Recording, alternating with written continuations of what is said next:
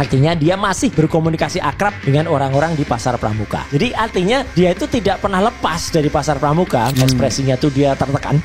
Namanya Widodo itu. Kemudian ada nama Dennis, ada David itu. Itu saya kira kalau polisi yang sehat, dia langsung ambil ini sebagai sebuah petunjuk. Kan? Mulai dari Pitor dengan sosok yang sangat saya percaya. Dan saya percaya pada akhirnya beliau akan bercerita.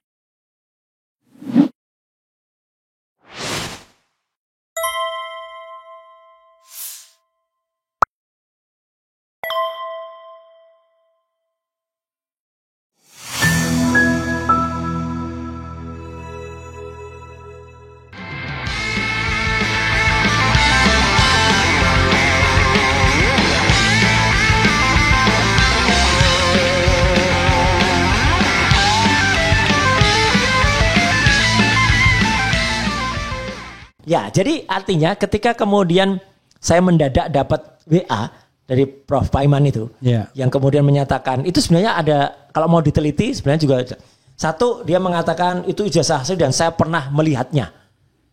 Ini bisa kita tanyakan lagi, kapan Profesor Paiman itu melihat? Kan menurut kuasa hukum dan Jokowi sendiri, hanya ada salah sedikit orang yang pernah melihat kan? Satu katanya lawyer-nya, ada juga yang katanya menerawang segala itu. Satu lagi adalah 11 wartawan. Dan juru masak. Yang juru masak. Sama satu lagi, preman itu kan. Yang katanya ijazahnya asli gitu kan. Oke. Ya dewa Yunani lah itu ya. Satu lagi juru masak. Juru masak bisa-bisanya bilang ijazahnya asli. Nah jadi artinya ketika kemudian dia cerita. Tapi kalau saya ada disclaimer juga. Apa mas? Nggak bisa, sorry bukan disclaimer. Ini saya catatan sedikit. Sebenarnya nggak salah mereka kalau mengatakan ijazah asli. Pasti kan di introduction dulu. Ya kan? Misalnya sampai saya bayangkan ini orang-orang masa saya dibilang ijazah asli. Ijazah saya mungkin begitu ya. Lalu orang kan nggak mungkin. Coba Pak lihat Pak. Nggak mungkin kan dia punya kemampuan begitu. Karena dia merasa diperlihatkan. Maka semua orang mengatakan saya pernah lihat sendiri kan. Tapi kan kalau sekarang sedikit kembali mundur ke press conference dari Barreskrim. Kalau memang pernah ada dan asli. Itu satu pertanyaan besar sampai sekarang. Kenapa bukan ijazah asli itu yang ditayangkan pada infocus besar di belakang itu? Kalau malah ijazah fotokopian dan itu terlipat. Kemudian para pembelanya kan mengatakan itu kan ada ijazah asli yang diserahkan.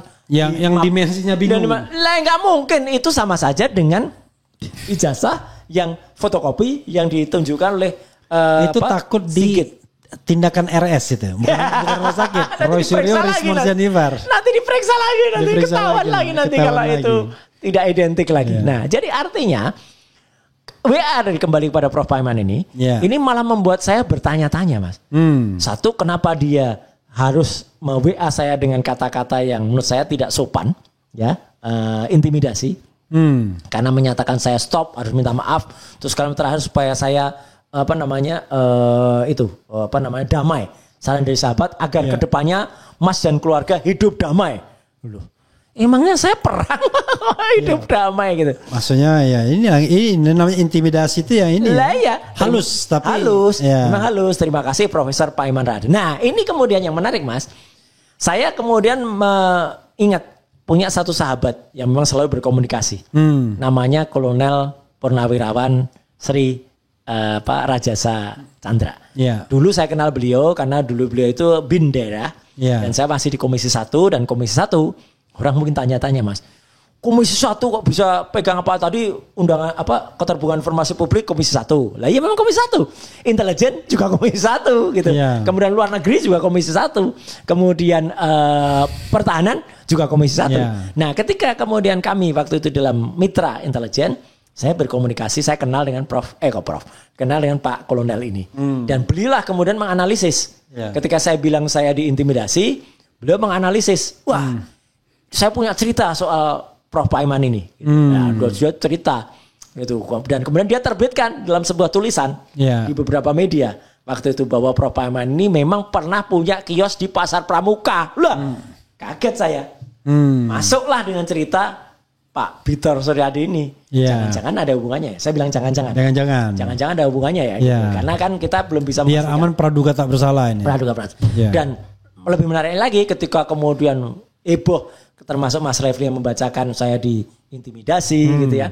Prof Paiman WA lagi ke saya. Yang kedua, dan dia minta maaf, yang saya cintai, tering salam dan doa, semoga Mas Selalu sehat, bla bla bla bla. Tapi yang aneh, dia di sini menyatakan pasrah, ya kan? Gitu. Ini pasrah. Cobaan. Iya, itu cobaan buat saya. Dan tapi dia minta maaf. Tapi yang menarik, dia bilang dalam perjalanan hidup saya, gitu, sejak tahun 97 sampai 2002, usaha membuka pengetikan dan fotokopi, dan memang bukan percetakan, itu ada di Pasar Pramuka. Jadi dia malah ngaku. Nah inilah yang kemudian menjadi catatan bagi seorang intel kayak Pak Kolonel Sri Rajasa. Kenapa dia harus nulis 2002? Gitu. Karena seolah-olah menjauhkan dengan tempus delicti yang disebutkan oleh Betor 2012. Dia sengaja mengasih jarak 10 tahun. Naluri seorang intelijen bergerak dia. Dan dialah kemudian mendapatkan beberapa narasumber dari Pasar Pramuka yang kemudian menyatakan tidak benar kalau Pak Profesor Paiman itu hanya sampai 2002. Dia memastikan, bukan memastikan, informasi yang ada itu setidaknya sampai 2017 ada. Tapi saya ini orang Salemba, Mas. Dan yang saya tahu Pasar Pramuka tuh jual burung. Hahaha. itu anu lagi tuh. Si betina itu lagi tuh. Kacau. Ada 3 Mas memang. Ada Pasar Burung Pramuka, ada Pasar Obat Pramuka, ada Pasar Pojok Pramuka yang mengetikan. Pasar obat tuh mungkin termasuk alat kesehatan ya? Ya, alat kesehatan. Yang tulisannya di depan Pasar Pramuka. Gitu. Pasar Burung yang sebelah sononya lagi, timurnya lagi. Pasar Pramuka sekarang pojok sebekas yang sudah terbakar itu. Nah, menariknya gini. Ketika kemudian disebutkan oleh Pak Intelijen ini bahwa dia itu tahun 2017 masih di sana, beliaulah juga yang kemudian mengirimkan foto tidak hanya sampai 2017 Mas. Bahkan yang menarik awal Mei Paiman ini mengadakan silaturahmi gitu ya dengan beberapa orang yang dulu alumnus orang yang berusaha di Pasar Pramuka. Dan foto itu tadi waktu kita siaran di salah satu TV itu tayang juga. Artinya dia masih berkomunikasi akrab dengan orang-orang di Pasar Pramuka. Jadi artinya dia itu tidak pernah lepas dari Pasar Pramuka meskipun dikatakan. Jadi menjadi semakin pertanyaan-tanya lagi sampai akhirnya cerita terbaru adalah ketika kami saya Dr. Resmond dengan tim dari Sentana Podcast itu 2 kali Mas kami ke Pasar Pramuka. Yang pertama minggu kemarin pada hari Kamis itu saya terjun langsung ke Pasar Pramuka dan saya masih mendapatkan cerita soal Pak dosen itu. Jadi Pak Prof Paiman ini sebutannya dikenal di sana sebagai dosen. Kenapa dosen? Karena dia spesialis membuat skripsi, tesis, kemudian disertasi. Maksudnya kayak ghostwriter gitu ya? Iya, membuatkan lah gitu. Jadi dan ada nilainya gitu loh. Dan itu pun masih dikenal nama Pak dosen ini. Ada seorang haji di sana. Oh, saya kenal itu, terkenal itu di sini. Bahkan mereka bilang hebat itu ya gitu. Dari ini maaf ya, memang Pak Paiman ngaku sendiri kan kalau dari tukang sapu awalnya sekarang bisa jadi pernah jadi wakil menteri, kemudian punya banyak usaha gitu. Jadi ya semua masih jelas. Jejaknya itu masih ada. Dan di Pasar Pramuka pun, Pasar Pojok Pramuka itu masih ada Mas tulisan meskipun dibalik. Jadi kayak tulisan gini, tapi kemudian tulisannya maaf tidak menerima edit ijazah. Oh, ya itu ada juga itu viral tuh di pers ya kan. Itu. Jadi artinya ini kan kayak kalau kita ke kantor-kantor mana lah, kantor-kantor hukum atau apa, kami tidak menerima suap. Berarti itu artinya stand kiri belok kanan itu gitu loh. Sama ini kayak di situ. Zona integritas. Nah, kayak gitu. Itu. Nah, jadi singkat kata adalah kami kemudian melakukan investigasi lebih mendalam, Mas. Ketika awal minggu yang lalu kami hanya dapat cerita bisik-bisik. Nah, ini hari ini Mas baru. Kami tadi di salah satu podcast menghadirkan. Untung bilang hari ini karena besok hari ini juga. Iya, hari ini juga. Minggu depan hari ini juga. Jadi menghadirkan salah seorang memang pelaku. Ya, kami sebut Mr. J lah gitu. Kalau Mr. X nanti dibilang udah meninggal. Kalau Mr. J kan bisa J siapa gitu kan. Nah, yang kemudian dia memang Jitor bukan ya? Jitor Juryadi. Yang dia kemudian cerita satu, dia membenarkan atau mengkonfirmasi cerita dari Pak Kolonel Sri Rajasa bahwa Pak Paiman itu dikenal di sana setidaknya sampai dengan tahun lebih dari 2015. Jadi bukan 2002. Oke. Jadi artinya di atas tahun 2012 cerita ada debitor. Kita belum lagi menemukan pasal yang lain, tapi artinya udah clear. Kemudian dia juga memastikan bahwa sampai dengan saat ini bisnis semacam itu masih jalan di pasar pramuka. Oke. Yang menarik Mas, orang ini juga mengatakan ketika kami mengatakan pasar pramuka itu terbakar kapan gitu. Dia mengatakan nggak terbakar tuh Mas. Tapi setidaknya dibiarkan dibakar. Okay. Nah, akhir 2004 itu memang beda ya sama di itu ya. Lain Mas. Lain. Karena gini Mas. Ternyata nggak sengaja. Tapi kan menarik.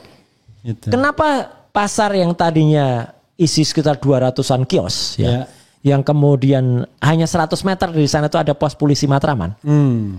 Kemudian hanya sekitar 300 meter itu dari sana itu ada pusat pemadam kebakaran. Kok bisa habis dengan kebakaran yang konon apinya itu pada mulai pukul 5 atau setengah 6 pagi.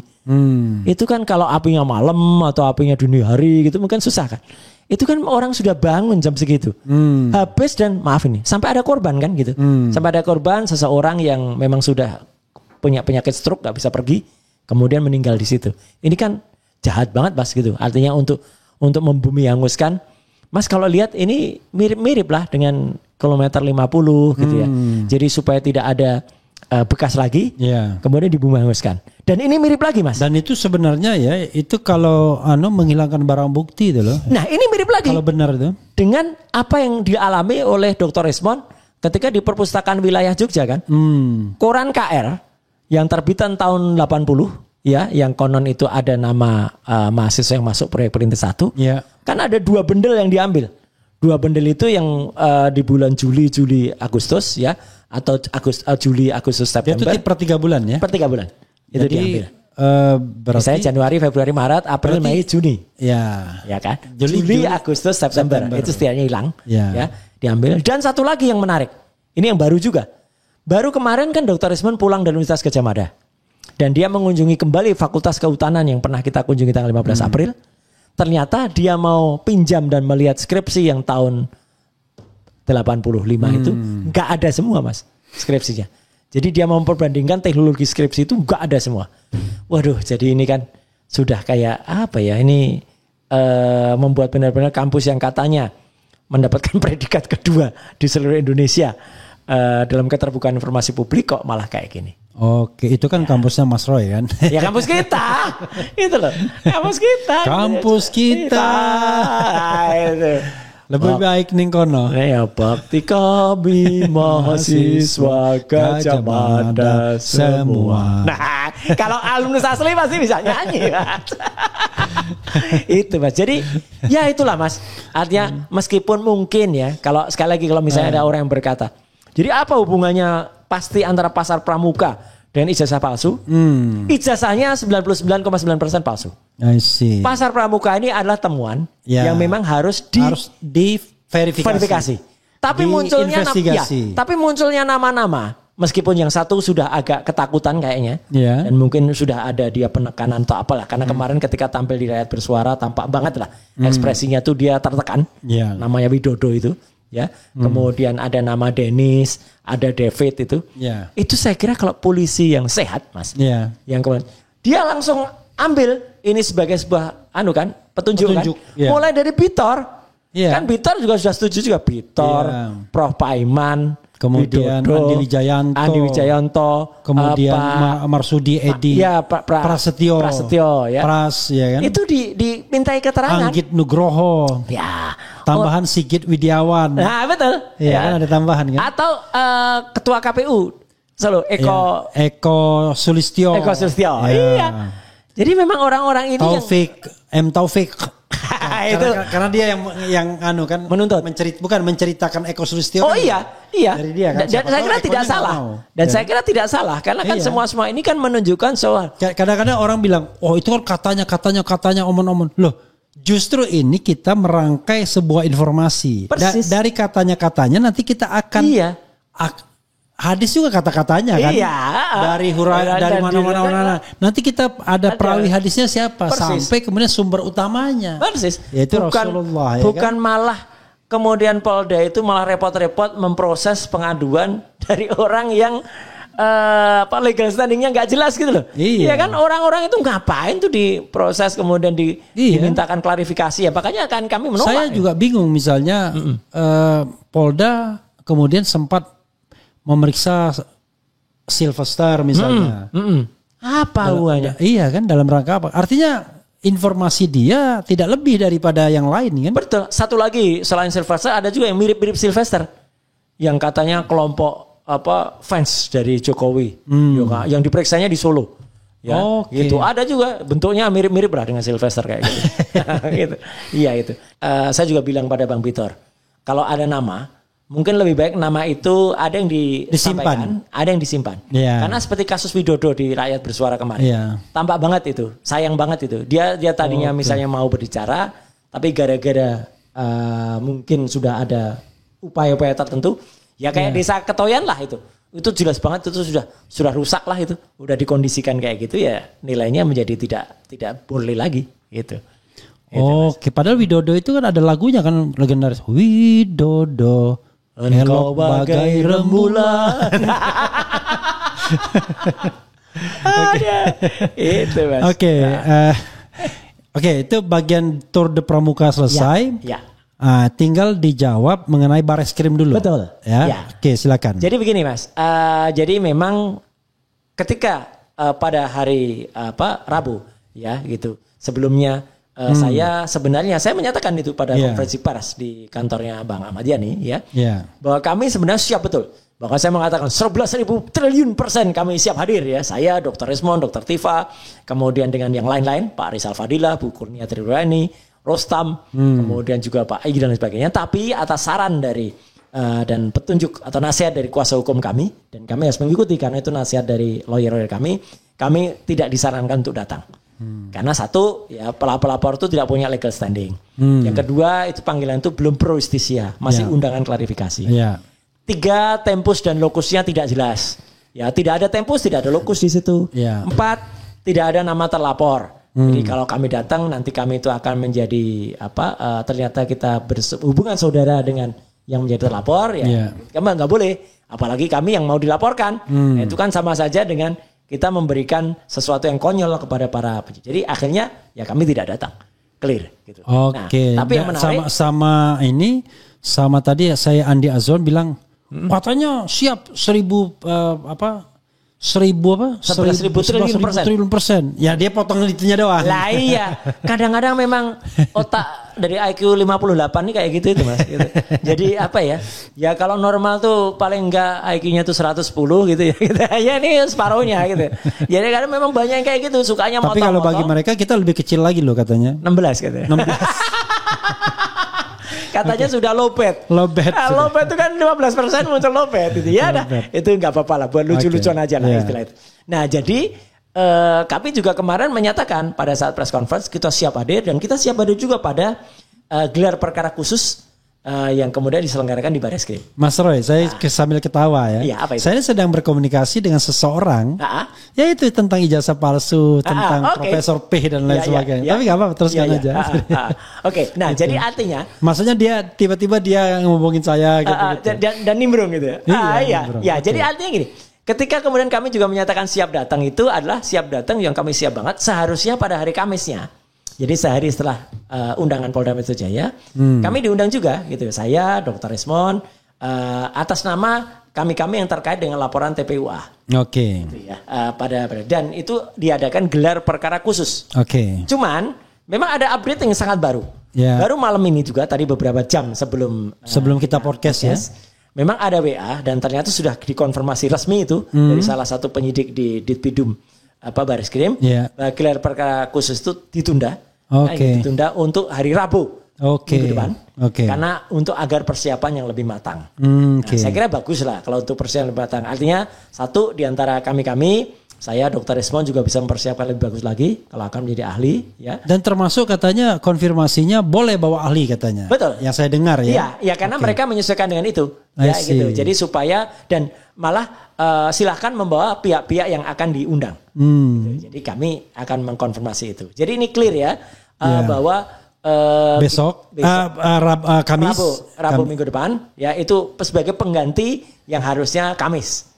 Oke. Ya, harusnya kan Kamis minggu ini. Jadi Kamis minggu ini tidak jadi ya. Tidak jadi, ada diganti Rabu minggu depan. Rabu minggu depan. Oke. Dan itu sekaligus juga menjawab bahwa ada yang menarik juga karena bukan hanya itu surat yang kemudian diterima oleh TPUA, tapi TPUA juga mengirimkan surat. Oke. Ini yang menarik Mas, kepada Propam, Mabes Polri untuk mengadukan di Tipidum, Pak Brigjen tadi itu apa? Pak Johandani, karena telah Harjopuro, telah melakukan setidaknya lain Noto di Projo di sini Mas, telah melakukan beberapa hal yang tidak pada tempatnya. Itu detail banget itu. Saya dapat surat itu dari Rizal Fadila juga. Betul, ya Pak Rizal Fadila resmi karena beliau adalah wakil ketua TPUA. Clear kalau itu. Oke. Ya. Nah, ini terakhir sekali ya. Ini yang ngeri-ngeri sedapnya. Mas Roy katanya bertemu dengan seseorang dan seseorang itu menyatakan berdasarkan bukan lagi katanya-katanya, tapi langsung dari sumber langsungnya, ya intinya adalah memang ijazah itu dibuat biar lebih keren, lebih gagah katanya. Nah, itu gimana Mas Roy? Walaupun Mas Roy saya tahu tidak akan menyebutkan nama orangnya, mungkin inisialnya juga nggak mau disebutkan, tapi memang ada yang begitu.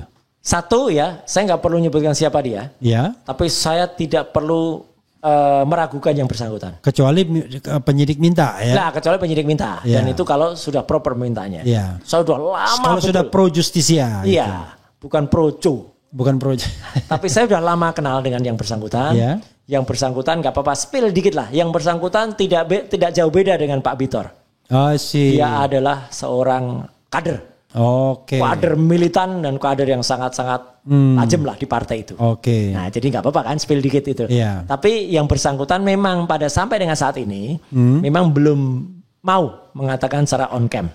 Tapi kalau bukan bisik-bisik ngobrol dengan tenang mau. Ngobrol dengan santai bahwa beliau itu mengatakan, gimana kalau ngobrol dengan tenang di RH Channel tidak usah kita siarkan tapi nanti jiarnya. Nah itu. Jadi dia mengatakan begini. Jadi dia pernah menasihati yang namanya Joko Widodo ini. Jokowi. Wes Thomas, itu kata-katanya saya ulang. Wes Thomas, nek memang ora duwe iki ya ora sah. Artinya sudahlah. Kalau memang tidak punya itu ya tidak usah membuat-buat atau apa gitu Mas. Ya, tapi yang bersangkutan Joko Widodo konon kata beliau ini mengatakan, wah, ora keren gitu. Enggak bangga, enggak pantas lah. Nah, akhirnya itulah. Makanya sempat terjadi acak adut lah di awal. Ada yang mengatakan awalnya titelnya Dr. Andes, ya kan? Ada yang mengatakan bahkan katanya nih Eko Sulistyo mengatakan double pendaftaran. Iya, double pendaftaran. Ada Dr. Andes, ada insinyur, ada yang konon melihat di lojikan turun titel Dr. Andes. Kemudian yang selalu dibuat sebagai bukti, meskipun itu menurut saya ya bisa jadi itu salah cetak, Sritek. Itu mungkin saja kalau. Tapi itu kalau satu momen itu saja, ya kita maklum salah. Tapi kalau misalnya di tempat lain ada kan? Nah itu makanya. Jadi apalagi kata Eko Sulistyo yang pendaftaran itu kan nggak mungkin rasanya M Taufik, kita kan tahunya dari M Taufik ya. Persis. Omongan itu tidak ngomong begitu Eko Sulistyo atau misalnya Mas Taufiknya nangkapnya kurang-kurang rasanya nggak mungkin. Pak Taufik tuh clear banget dan kita perlu ucapkan selamat juga ya, Pak Taufik kan barusan memenangkan itu kan salah satu. Soal pasir ya. Iya, soal pasir itu ekspor. Padahal butir-butir pasir di laut itu berapa episode? Itu sandiwara radio zaman dulu. Butir-butir pasir di laut. Tiap hari. Pak, kelihatan umurnya kita, Pak. Dan kita nggak ngerti. Saya nggak pernah, untungnya saya nggak pernah dengar karena udah bosan kan. Saya tuh sangat terkesan karena dulu kan saya pernah ya orang radio lah gitu. Ya, wah itu kasetnya tuh dijajar itu sampai kan pasti tuh dari biro iklan aja kan ngirim untuk sekian bulan gitu kan. Jadi tinggal nanti radio tuh muternya masih pakai kaset tuh Mas. Gitu tanggal sekian gitu lah. Jadi ya itulah sangat nama zaman dulu ya. Sangat legend. Kita seneng gitu ya. Padahal dia cuma ngomong perkelahian cuma suara-suara doang. Iya, terus kalau misalnya keributan tuh cuma pakai seng. Dan ternyata kalau dia kuda itu batok ini. Batok kelapa. Dan yang paling lucunya itu selalu kalau nyabut pedang bunyi kring. Gitu ya. Padahal kan ya kayak gitu dia juga. Kring sama siapa gitu. Cuma kalau nggak bunyi rasanya nggak nyabut pedang gitu. Ya itulah zaman kita tuh masih melihat. Tapi kita menikmati kok. Nanti gitu. Termul bilang ini apa ini orang gila 2 orang itu.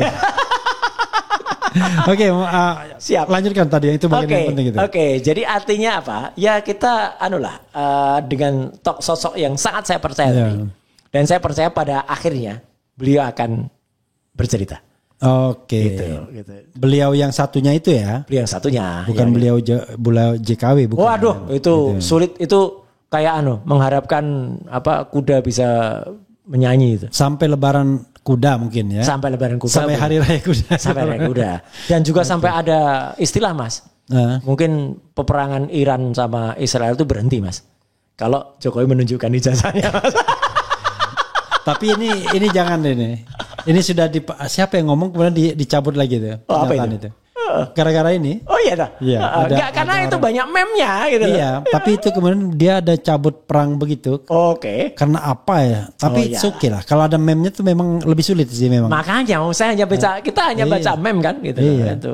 Membaca meme yang jelas kan kita tidak sengaco cepokar Nusantara itu Mas. Oh ya, pertanyaan saya terakhir. Bagaimana pendapat Mas Roy mengenai desakan-desakan untuk segera meningkatkan kasus ini sebagai tahap kepenyidikan di Polda Metro? Berarti kan ada tersangkanya gitu. Itu pun hari ini kan terjadi Mas. Iya. Jadi sulit lah kita mengatakan kalau itu tidak ada bohir malah yang membiayai. Iya. Jadi konon kan anggota Cebokar Nusantara itu kan didatangkan Mas hari ini. Iya. Beramai-ramai mereka ada yang dari luar pulau lah mana tuh. Dan mereka mendesak Polda Metro. Iya. Dan bahkan ini yang menurut saya lucu Mas. Ada seseorang yang disebut ahli gitu ya. Iya. Dan dia memang saya nggak tahu sejarahnya apa. Tapi kayaknya ada sesuatu selek lah dengan Dr. Rismond. Iya. Jadi itu dia sampai nulis di sosmednya dia bahwa pada bulan Juli, berarti kan hanya ini status mereka akan naik jadi tersangka. Bahkan disebut Mas. Dan mohon maaf nih, saya sebut juga termasuk para podcast seperti Rafli Harun, semuanya. Abraham Samad gitu disebut juga. Semuanya akan naik. Dan nanti pada bulan Agustus sudah masuk ke persidangan. Ini ahli abal-abal banget ini ya gitu. Karena namanya ahli kok malah bocor-bocorin rencana penyidikan atau penyelidikan di dalam dan memastikan jelas statusnya saja masih berupa klarifikasi. Undangan klarifikasi. Jadi gini Mas, mau perkara yang diajukan oleh Joko Widodo. Kalau Juli udah bulan Juli ini sekarang. Lah iya makanya mau perkara yang diajukan oleh Joko Widodo yang dia memang punya legal standing, ya. Itu pun baru pada tahap klarifikasi dan belum pro justisia.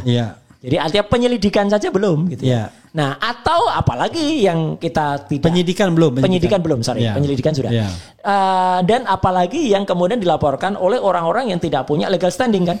Itu kayak Pradi berdua, bertiga, berempat, berlima gitu kan gitu. Nah, kemudian ada kelompok namanya Patriot.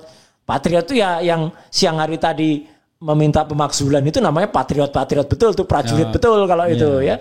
Orang ngakunya patriot Nusantara, tidak punya legal standing, tapi anehnya kepolisian yang melayani yang kayak gitu. Jadi selain diperiksa juga kasusnya disatukan. Nah, itu kan tadi kan kita berharap semua kasus itu seperti dikatakan Munarman pernah di sini harusnya diambil alih oleh Bareskrim semuanya. Betul, ke atas kan? Iya, karena intinya kan sama. Yaitu soal ijazah Jokowi. Sehingga bayangan kita Bareskrim konsentrasi dulu pada pembuktian itu kan, baru yang lainnya ini. Enggak. Itu diselesaikan dulu, ditolak, dikatakan asli, lalu yang tukang lapor ini tukang ngumpulnya ini ternyata di Polda Metro Jaya.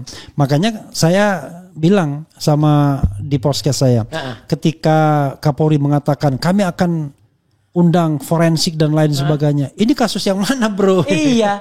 Terus kalau kasusnya di Polda Metro Jaya itu kasusnya itu potensial untuk menersangkakan Roy Suryo dan kawan-kawan. Persis, dan katanya ada 7 ahli yang mau dihadirkan. Ya kan? Tapi mungkin kita berbaik sangka barangkali ujungnya ini gelar perkara khusus ini. Jangan-jangan. Kita berbaik sangkanya begitu, jangan-jangan. Ya, kita kayak pungguk merindukan bulan aja.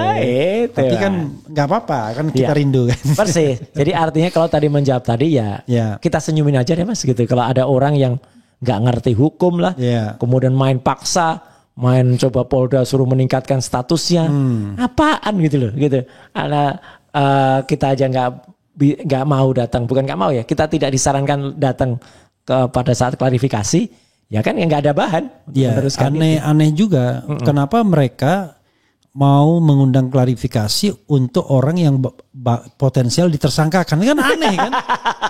Ya kan, kecuali barangkali netral. Ya. Ketika netral itu barangkali jadi clearing house dia. Persis, kan? Ya. Jadi clearing house, ya kan. Tapi ini kan bukan jadi clearing house, Mas. Ini udah jelas. Ini yang lucu kan kayak gini, Mas. Yang lucu tidak Polda Metro, tidak juga Bareskrim. Kan saya juga sempat dengar dari teman-teman TPUA, meskipun saya bukan bagian dari TPUA, kita hanya pihak yang diminta.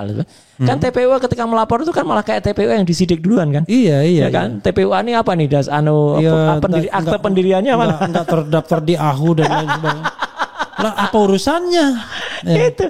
Padahal dia melapor kan. Aduh, ya memang itulah. Harusnya orang-orang kayak kayak Pak Bitor, ya kemudian dia nyebut beberapa nama, ada Widodo, ada David, ada contohnya itulah yang kemudian ditindaklanjuti. Iya. Kemudian ada orang memberikan analisis kayak Pak Kolonel Sri, sanggup beliau menyampaikan saya akan datang akan jelaskan analisis saya, gitulah, clear banget. Jangan orang-orang yang nggak jelas ini. Gitu. Mungkin Mas Roy wrap up sedikit kita punya percakapan dan kemudian barangkali closing statementnya apa? Silakan Mas Roy. Jadi intinya begini ya. Perjalanan panjang ya. Saya memang baru terlibat mulai dari awal April ya gitu. Belum tahun, katanya sudah 2-3 tahun enggak ya. 2-3 tahun yang lalu itu memang ada kayak Bambang Trimulyono, kayak Gus Nur yang memang sudah berjuang duluan. Cuman memang waktu itu mungkin teknologinya belum mendukung. Mungkin kondisi masyarakatnya juga belum mendukung. Ya itu saya kira ya mungkin hanya waktunya saja yang belum pas. Tapi akhirnya tetap terjadi ya yang namanya kriminalisasi terhadap mereka. Karena mereka dipidana dengan hanya bukti berupa fotokopi kan. Jadi tidak pernah dipastikan ijazahnya Jokowi itu asli ya, tapi tiba-tiba mereka sudah dianggap mengedarkan kabar bohong, bahkan dikatakan menistakan agama dengan sumpah mubahalah itu. Jadi itu satu ironi yang sangat besar atau satu tragedi buruk bagi Republik ini. Nah, dengan adanya teknologi, alhamdulillah Mas, memang sekarang ini muncullah teknologi yang bisa kita aplikasikan. Kayak dulu-dulu kita nyebut adanya ELA ya, Error Level Analysis, Face Recognizer ya, Face Comparator dan lain sebagainya. Dan mulai muncul orang-orang yang tidak hanya saya, tidak hanya Dr. Resmond, juga tidak hanya Dr. Tifa ya, tapi juga muncul kayak topi merah ya gitu. Kemudian ada ahli dari ITB yang masih disembunyikan namanya itu ya. Maksudnya kita tahu lah inisialnya M lah itu. MA. Ya itu. Sebut saja gitu ya. Iya, itu sebut saja Mawar. Bukan Mawar. Mawar lain lagi tuh. Gitu. Jadi artinya memang ya kalau orang bilang memang sudah saatnya. Nogodinonya sudah nyampe. Itu muncul. Dan pasti sudah bisa kita katakan 99,9% ijazah Jokowi itu adalah fake atau palsu. Dikonfirmasi lagi dengan skripsi yang sangat-sangat tidak memenuhi syarat, tidak ada lembar pengujiannya, nama Profesor Dr. Insinyur Ahmad Kasmujo tanda tangannya diragukan, bahkan oleh putrinya sendiri, Mbak Aida Greenberry yang ada di Australia, yang malah mengatakan tanda tangan ayah saya tidak seperti itu, nama ayah saya juga pakai U, tidak pakai OE. Sosok seperti Pak Kasmujo yang muncul dan kita harapkan ada muncul sosok-sosok pahlawan-pahlawan pemberani dan kejujuran lainnya kayak Pak Kasmujo ya. Ya kita harapkan orang-orang yang tadinya kayak Widodo, kayak Anu itu bisa, tapi mungkin belum saja waktunya atau belum muncul ketetapan hatinya. Tapi akhirnya dengan adanya itu muncullah hal baru ya, atau temuan atau novum yang dikatakan oleh Pak Bitor ya gitu. Meskipun ini belum sampai pada satu tahapan kesimpulan atau konklusi, meskipun sudah muncullah nama-nama yang pantas bisa diklarifikasi. Namanya karena Profesor. Jelas, orangnya jelas. Iya, ada jelas. Semua kan. Selain Widodo, kemudian nama-nama kayak David, Widodo, Dennis dan lain sebagainya. Muncul nama juga lah kayak Profesor Paiman Raharjo ya. Kemudian muncul orang-orang yang bisa membantu hal itu. Kayak muncul nama Kolonel Sri ya gitu, kemudian Sri Rajasa, kemudian nanti akan muncul nama-nama orang yang berasal dari pasar pramuka itu gitu. Mesin 1-2 kita mohon maaf karena mungkin pengalaman Widodo kita masih belum sampaikan dulu, nanti takutnya dia yang kemudian akan dikejar-kejar atau dikondisikan. Tapi yang jelas juga penemuan di lapangan termasuk ketemunya koran kedaulatan rakyat, ketemunya tahun KKN yang tidak match ya 83 atau 85, ketemunya desa KKN yang sudah dikondisikan dan tidak sesuai dengan kondisi ketika orang KKN itu makin menebalkan keyakinan kita pada kesimpulan soal ijazah. Bukan ini melebar kemana-mana, bukan. Tapi ini malah makin memperkuat itu. Dan pada ujungnya nanti, saya kok percaya tetap bahwa nanti akan ketemu yang namanya itu diproduksi di mana. Asal, ini catatannya satu Mas. Asal kepolisian atau aparat yang bisa melakukan dengan netral, dengan jujur, dengan presisi, itu mau menindaklanjuti temuan-temuan tadi. Itulah yang kemudian bisa terjadi. Dan saya kira ini kalau dikatakan apakah ini masih panjang, ya panjang atau tidak tergantung dari yang bersangkutan mau menunjukkan kejujuran dan kenegarawanannya atau tidak. Gitu. Boleh katanya kejujuran kenegarawanan, tapi jangan diapa-apain ya. Loh, kalau kita sih nggak ngapa-ngapain, kan ada yang bertanya Mas. Yeah. Mas, kalau andai kata dia mengaku atau terbukti, apakah Mas akan mempidanakan dia? Enggak Mas, kami tidak punya hak untuk mempidanakan dia. Ya, kami hanya menuntut kejujuran saja. Perkara mempidanakan dan itu soal lain gitu ya. Kalau kemudian dia terbukti kemudian melanggar undang-undang tentang pemalsuan dokumen, ya itulah gitu. Ya. Tapi apakah kemudian konsekuensi apa ada itu mungkin ya kalau soal apa-apa itu kan bukan urusan kita itu. Iya. Itu urusan hukum. Kalau saya sih malah begini sebenarnya. Kan ada instrumen ketatanegaraan yang bisa dijalankan sesungguhnya. Yang penting clear. Ya. Diungkapkan betul fakta sesungguhnya, diproses. Kan ada yang namanya instrumen gerasi misalnya. Betul. Iya. Ya kan? Jadi ya setelah dinyatakan bersalah misal ya, kan dikasih pengampunan juga bisa. Bisa. Atau tetap ada konsekuensinya, misalnya hak yang melekat pada seorang yang tadinya mantan pejabat tertinggi. Soal rumah dan lain sebagainya, ya memang bisa kemudian. Tapi kalau kita bicara tentang tiang Soko Guru di masjid Demak itu masjid itu runtuh. Itu runtuh ya. Iya. Satu bangunan runtuh semua itu masalahnya gitu. Oke Mas Roy, terima kasih banyak dan sama-sama. Yang saya tadi WA-WA-an itu ngajak ketemu. Wih, bagus. Ya. Siapapun dia, ya kan? Siapapun dia. Saya bilang nanti saya tanya Mas Roy. Mudah-mudahan Mas Roy bersedia juga ya. Saya katakan Mas Roy oke. Siap. Nanti kita tentukan. Oke. Ya, saudara sekalian itu saja ya. Kebenaran itu kita tidak bisa monopoli ya. Belum tentu juga semua apa yang kita sampaikan ini benar adanya. Tetapi paling tidak kita berusaha jujur menyampaikan apa yang kita peroleh dan ketahui informasinya. Soal nanti apakah ijazah Jokowi asli atau tidak, ya memang harus ada sebuah putusan pengadilan. Kok lihat sini putusannya Mas? Harus ada semacam sebuah pengumuman yang memang diterima publik, yang bisa accepted, yang diterima. Dan itu melalui proses yang tentu bertanggung jawab ya, transparan, akuntabel sesuai prinsip-prinsip good governance dan clean government. Itu saja. Terima kasih. Wassalamualaikum warahmatullahi wabarakatuh. Keren cadas.